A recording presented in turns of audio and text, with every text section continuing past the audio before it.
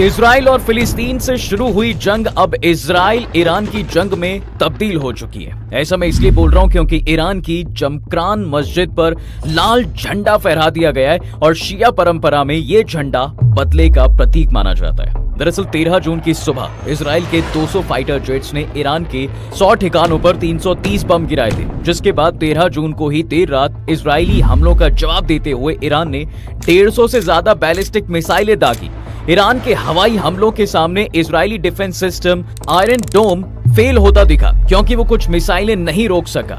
इस दौरान इजराइल के डिफेंस हेडक्वार्टर को निशाना बनाया गया, जो आयरन डोम का सबसे बड़ा फेलियर माना जा रहा है। खैर, इसके बाद इजराइल ने 14 जून की देर रात तेहरान में एक रिहायशी इमारत पर हवाई हमला भी किया। इस हमले में 29 बच्चे समेत कम से कम 60 लोगों की मौतें हुई हैं। इजराइल ने तेहरान और बुशहर में ऑयल डिपो और गैस रिफाइनरी को भी निशाना बनाया। ईरान की सेना ने कहा कि इजराइल की तरफ से रात में मिसाइलें दागी गईं और तेहरान में सैन्य ठिकानों पर हमला किया गया। इजराइल ने ईरान पर हमला करने वाले अपने इस ऑपरेशन को ऑपरेशन राइजिंग लायन नाम दिया है और ईरान ने अपना बदला लेने वाले इस ऑपरेशन को ट्रू प्रॉमिस 3 नाम दिया है। कुल मिलाकर दोनों देशों के बीच अभी ऑलमोस्ट जंग छिड़ चुकी है। हालांकि अभी इसे फुल फ्लेश्ड वॉर नहीं कहा जाएगा, लेकिन अगर फुल फ्लेश्ड वॉर छिड़ गई तो कौन सा देश किस पर भारी पड़ेगा? मसलन किसके पास ज्यादा तगड़ी मिलिट्री है, हथियार कैसे हैं, पैसा कितना है जंग लड़ने के लिए, और सबसे इम्पोर्टेंट किसके साथ कौन सा देश खड़ा है। चलिए सब कुछ आपको जरा डिटेल में बता दूं।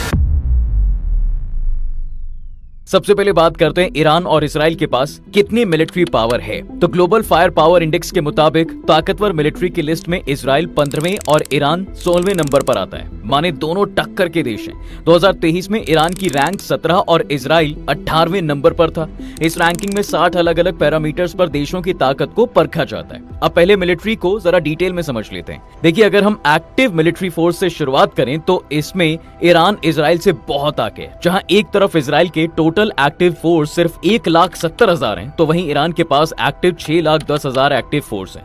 माने इस चीज में तो ईरान का कोई मुकाबला है ही नहीं साहब। लेकिन जब बात रिजर्व फोर्सेस की आती है तो वहां पर ईरान पर इजराइल का पलड़ा भारी पड़ता है। ईरान के पास 3,50,000 रिजर्व फोर्सेस हैं, तो वहीं इजराइल के पास 4,65,000 हैं। यहाँ तक तो मामला समझ में आता है वॉर का। लेकिन अब जो मैं आगे आपको बताने वाला हूँ उसके बाद खुद सवाल पूछिएगा कि यार ये इजराइल अब किसके दम पर उछल रहा है। देखिए, दरअसल जब हम पैरामिलिट्री फोर्सेस की बात करते हैं तो ईरान के पास 2,20,000 पैरामिलिट्री जवान हैं, तो वहीं इजराइल के पास सिर्फ 35,000 हैं। ईरान के पास 65,825 बख्तरबंद गाड़ियां हैं, तो इजराइल के पास सिर्फ 35,985 हैं।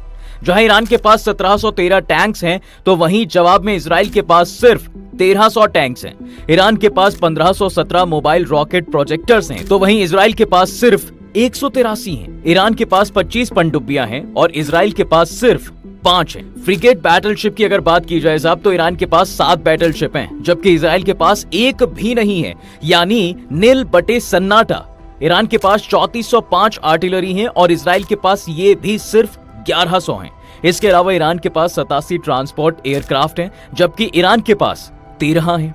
अब मिलिट्री की इस ताकत को देखते हुए मेरे मन में सिर्फ एक सवाल आ रहा है कि यार आखिर इजराइल के पीछे किसका हाथ है जो वो इतना उछलकर ईरान से पंगा ले रहा है। वैसे कुछ चीजें ऐसी भी हैं जिनमें अच्छी टक्कर है, जैसे ईरान के पास 551 एयरक्राफ्ट्स हैं और इजराइल के पास 611 एयरक्राफ्ट हैं, और फाइटर एयरक्राफ्ट ईरान के पास 188 फाइटर एयरक्राफ्ट हैं और इजराइल के पास 240 हैं, और ईरान के पास 13 अटैक हेलीकॉप्टर जबकि इजराइल के पास 48 हैं।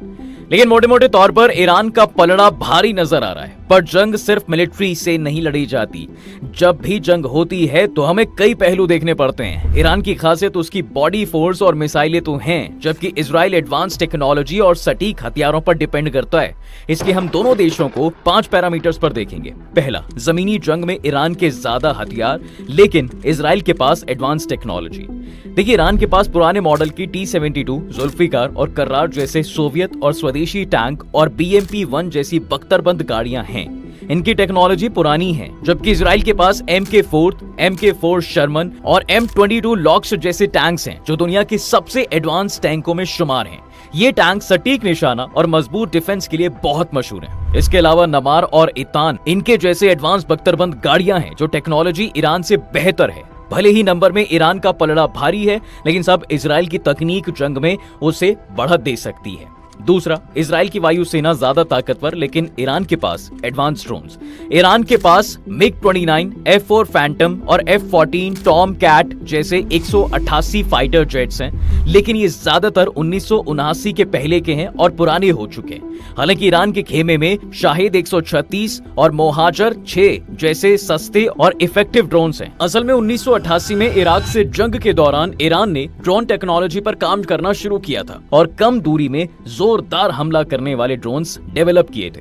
वहीं इजराइल के पास F-15, F-16 और F-35 जैसे एडवांस फाइटर जेट्स भी हैं। इनमें F-35 को दुनिया के सबसे एडवांस जेट्स में शामिल किया जाता है। इजराइल की एयरफोर्स ही असल ताकत है साहब। ये छोटी जरूर है लेकिन एडवांस्ड है और सटीक हवाई हमले करने में बहुत माहिर है। ड्रोन्स के मामले में इजराइल के पास हेरोन और हर्मीज जैसे ड्रोन्स हैं, माने एक बार फिर इजराइल का पलड़ा ही भारी नजर आ रहा है। तीसरा, ईरान की ताकत फ्रिगेट बैटलशिप, जबकि इजराइल की कॉर्वेट वॉरशिप। ईरानी नेवी का आधुनिकीकरण नहीं हुआ लेकिन इसके पास 7 फ्रिगेट बैटलशिप जरूर हैं। ईरान के पास खतर और फतह जैसी 25 पनडुब्बियां हैं और छोटी तेज गश्ती नावें भी हैं। ये होर्मुज जल डमरू मध्य में हमले के लिए बहुत प्रभावी हैं। वहीं अगर इजराइल की बात की जाए साहब, तो इजराइल के पास नेवी छोटी है लेकिन एडवांस जरूर है। इजराइल के पास 5 डॉल्फिन क्लास पनडुब्बियां हैं। सार 6 कैटेगरी के 7 कॉर्वेट बैटलशिप हैं जो जर्मनी ने बनाए हैं। इजराइल की नेवी कुछ कॉर्वेट जहाजों से बनी है जो दुनिया के सबसे एडवांस जहाजों में से एक है। माने आप कह सकते हैं कि यहाँ पर मामला टक्कर का है। चौथा, इजराइल के पास दुनिया का सबसे सेफ डिफेंस सिस्टम। देखिए, इजराइल की जब भी बात होती है तो उसमें सबसे पहले बात आती है उसके डिफेंस सिस्टम की, क्योंकि उसके पास दुनिया का सबसे मजबूत डिफेंस सिस्टम आयरन डोम है। ये इजराइल की सेना की रीढ़ की हड्डी है। इसे Israeli firm Rafael Advanced Defense System और इजराइल एरोस्पेस इंडस्ट्री ने बनाया है। ये 70 किलोमीटर रेंज में रॉकेट, मोटर और ड्रोनों को रोकता है। इसकी सक्सेस रेट 90% से ज्यादा है। इसके अलावा इजराइल के पास एरो सिस्टम है जो 2400 किलोमीटर तक की बैलिस्टिक मिसाइलों को रोक सकता है और हवा में ही बर्बाद कर सकता है। वहीं साहब, ईरान का एयर डिफेंस सिस्टम नंबर में बड़ा है लेकिन तकनीक में इजराइल से पीछे है। ये रूसी और स्वदेशी तकनीकों पर बेस्ड है। ईरान के पास S-300, बावर 373, खोरदाद 15 और 9D जैसे डिफेंस सिस्टम है जो मैक्सिमम 200 किलोमीटर की रेंज के हमले को रोक सकते हैं। हालांकि ये डिफेंस सिस्टम स्टेल्थ जेट्स को ट्रैक करने में बहुत कमजोर है।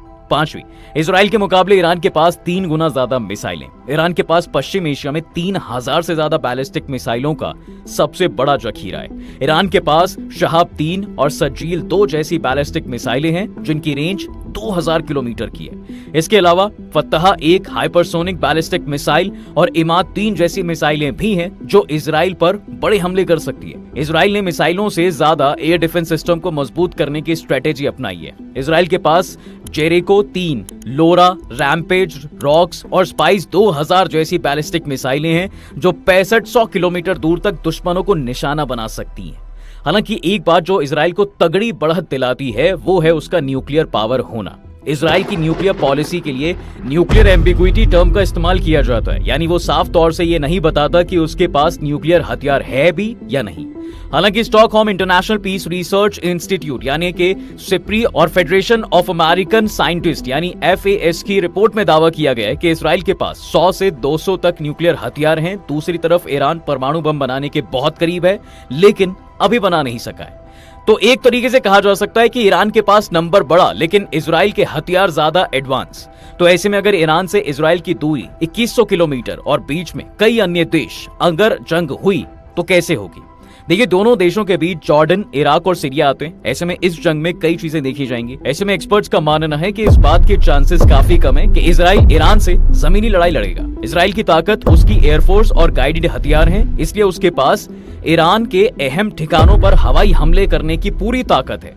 जैसे 12 जून को इजराइल ने ईरान के 4 एटमी ठिकाने तबाह किए और 2 सैन्य अड्डे भी बर्बाद कर दिए। वहीं ईरान जमीनी हमला करने से पीछे नहीं हटेगा क्योंकि ईरान के पास ज्यादा बड़ी सेना और जमीनी हथियार है। इसके अलावा इजराइल 3 तरफ से अपने दुश्मन देशों से घिरा हुआ है जो इराक, जॉर्डन और सीरिया हैं। अगर जंग हुई तो ये तीनों देश ईरान का साथ देंगे। हालांकि इनमें जॉर्डन का रुख जरूर पलट सकता है, क्योंकि वो ईरान के शिया मुस्लिमों को समर्थन नहीं करना चाहता।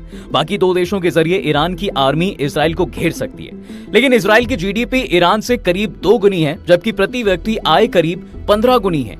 हालांकि ईरान का वैश्विक व्यापार इजराइल से करीब 3 गुना है। यानी कौन लड़ाई कितने दिन झेल सकता है, ये भी मैटर करता है।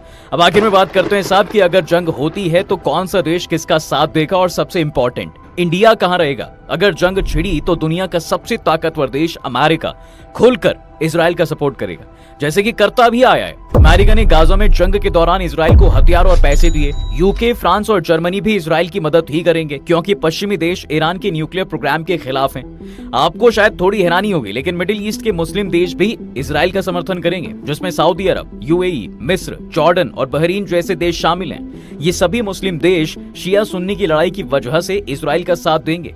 इजराइल की मदद करने में ऑस्ट्रेलिया और कनाडा भी पीछे नहीं हटेंगे। वहीं ईरान को चीन और रूस से सपोर्ट मिल सकता है, क्योंकि इन दोनों देशों की अमेरिका से ठनी रहती है।